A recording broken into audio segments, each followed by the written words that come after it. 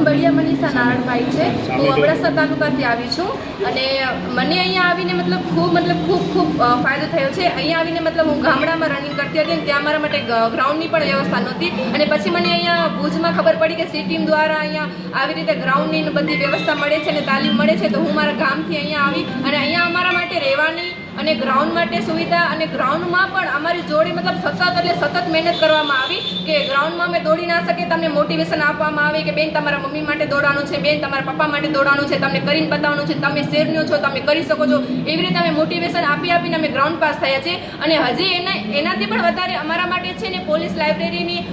સુવિધા કરવામાં આવી છે, જમવા માટેની ફ્રીમાં સુવિધા કરવામાં આવી છે અને ફૂલ સેફટી એક દીકરીને બાપને દીકરીને ટેન્શન હોય કે અમારી દીકરી અમે એકલી મોકલીએ છીએ અને આજના જમાના પ્રમાણે એમ યોગ્ય છે ન અયોગ્ય છે બધાના માવતરની વિચાર આવતા હોય છે, પણ અમારા માવતરે આંખ બંધ કરીને વિશ્વાસ કરી શકે એવી અમને